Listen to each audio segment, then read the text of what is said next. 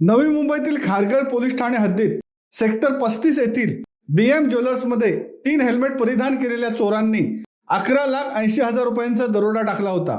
भर गर्दीच्या वेळी दुचाकीवरून आलेल्या या 3 चोरांनी ज्वेलर्स तर लुटलेच, मात्र पळून जाताना आपल्याकडे असलेल्या बंदुकीने हवेत गोळीबार देखील केला होता।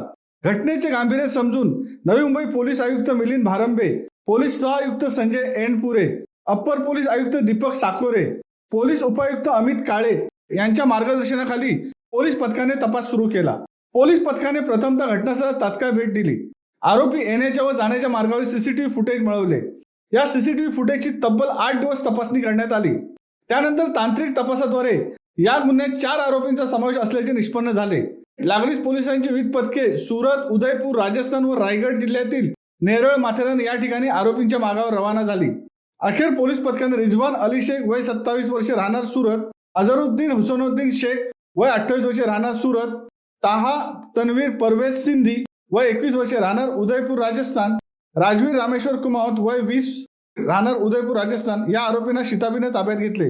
यावेळी आरोपींची कसून चौकशी केल्यानंतर गुन्ह्यात वापरण्यात आलेली 2 अग्निशस्त्रे, 3 जिवंत काडतुसे, गुन्हा करताना वापरलेली दुचाकी आणि चोरीस गेलेली मालमत्ता नागपाडा, मुंबई येथून हस्तगत करण्यात आली। या आरोपींना 16 ऑगस्ट रोजी न्यायालयात हजर करण्यात आले। न्यायालयाने त्यांना दिनांक 22 ऑगस्ट पर्यंत पोलीस कोठडी सुनावले। दरम्यान पर्यटनासाठी प्रसिद्ध असलेल्या राजस्थान आणि गुजरात राज्यातील तरुण गुन्हेगारीकडे वळल्याने आश्चर्य व्यक्त होत आहे। कोणताही धंदा करून उपजीविका करणारा येथील तरुण गुन्हेगारीकडे का वळला याबाबत चिंतन करण्याची गरज आहे। शिवसत्ता टाइम्ससाठी संजय कदम, पनवेल। दे धडक बेधडक वृत्त देणाऱ्या आपल्या शिवसत्ता टाइम्स न्यूज चॅनलला लाल बटन दाबून सबस्क्राईब करा आणि बेल आयकॉनला क्लिक करायला विसरू नका।